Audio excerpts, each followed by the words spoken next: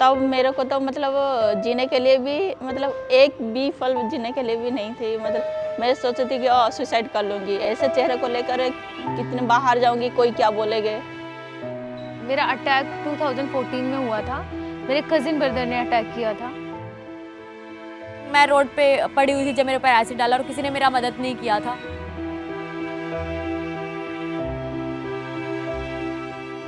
ये कहानी उन लड़कियों की जुबानी है जिन्होंने कभी नहीं सोचा था कि समाज की घटिया सोच उनके चेहरे पर कभी ना मिटने वाला दाग लगा देगी।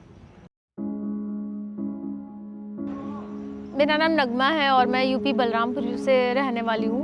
और मेरा अटैक 2014 में हुआ था। मेरे कज़िन ब्रदर ने अटैक किया था। वो मुझसे शादी करने के लिए बोल रहा था, मुझे लाइक करता था और मैंने मना कर दिया था, तभी उसने मेरे ऊपर अटैक किया था।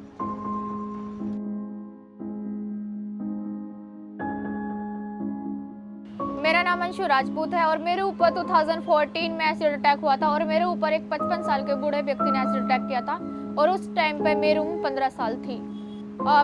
जिन्होंने मेरे ऊपर तेजाब डाला था वो मेरे ही पड़ोस में रहने वाले एक व्यक्ति थे और अक्सर वो मेरा पीछा क्या करते थे। मैं 10th क्लास की स्टूडेंट थी और अक्सर उनका मतलब मुझे परेशान करना वो लगा रहता था।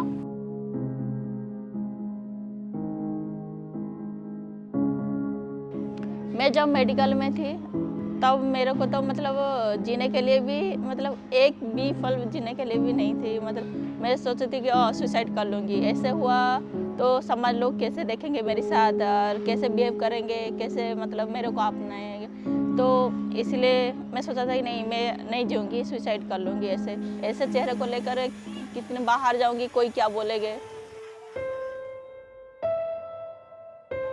जिंदगी की कहानी में वो पन्ने लिखे होते हैं जो काफी दर्द देते हैं, लेकिन उन्हें भुलाकर जो आगे बढ़ जाए उन्हें ही हीरो कहते हैं। जी हाँ, ये एसिड सर्वाइवर्स किसी हीरो से कम नहीं हैं। और आज हम आ गए हैं नोएडा के शीरोज कैफे में, जो कि नोएडा सेक्टर 21 नोएडा स्टेडियम के अंदर है। और इस कैफे को एसिड सर्वाइवर्स चलाती है।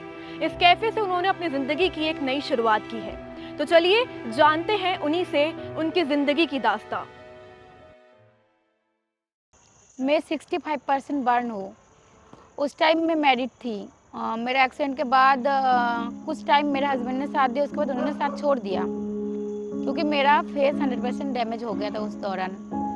और मेरा मम्मी पापा ने साथ दिया मुझे और हस्बैंड का साथ छूट गया था और सोसाइटी ने साथ नहीं दिया, मेरे रिलेटिव्स ने साथ नहीं दिया। मतलब उस टाइम मेरे को सबसे ज़्यादा ज़रूरत थी मेरा रिलेटिव्स और सोसाइटी की, क्योंकि हमको नहीं पता था कि बर्न होने के बाद कैसे फील करते इंसान। और उस टाइम फिजिकली मेंटली हम बहुत टूट चुके थे।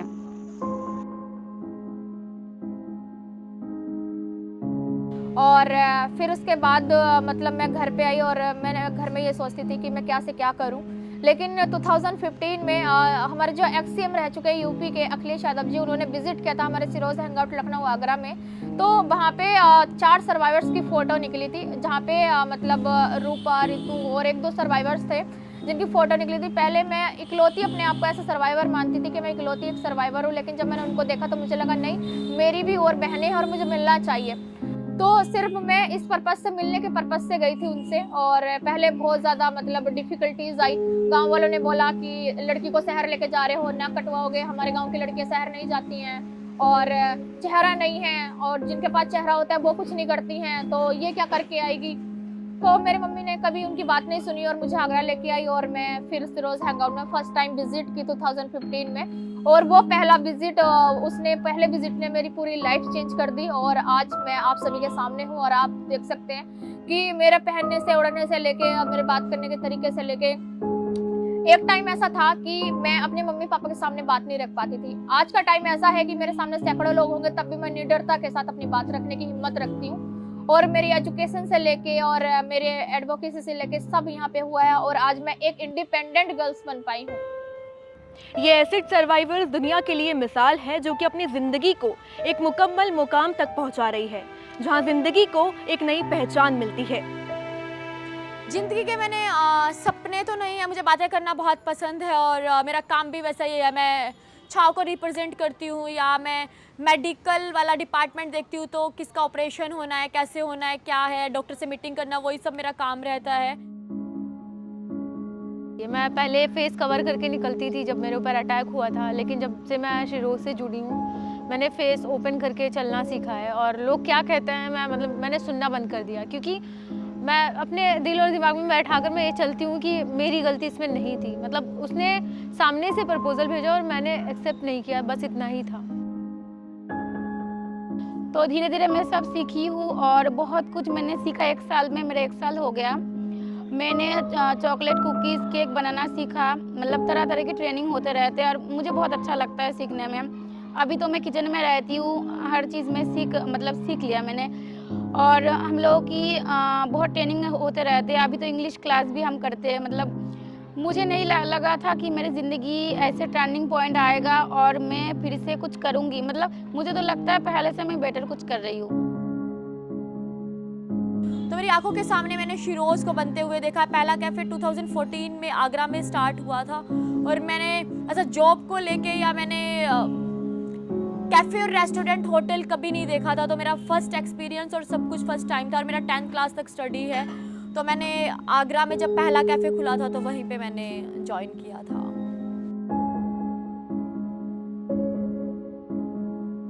जिंदगी की डगर मुश्किल है, हर सफर मुश्किल है, लेकिन ना झुकना है ना रुकना है, डर को हराना है, जमाने को कुछ कर दिखाना है। तो आपने भी देखा इन लड़कियों का जज्बा, और इस जज्बे को हमने सलाम किया है। ये सलाम इसलिए क्योंकि ये एसिड सर्वाइवर्स उस सलाम के लायक है। इन लड़कियों ने ना कभी हार मानी, ना ये लोग कभी डरे, ना कभी रुके, और हमने आपको दिखाया कि कितनी मुश्किल भरी चुनौतियों से इन्होंने अपनी लाइफ फिर से स्टार्ट की। तो क्यों ना हम भी एक समाज की घटिया सोच को बदले, और क्यों ना हम भी एक जिंदगी को नया मोड़ दें।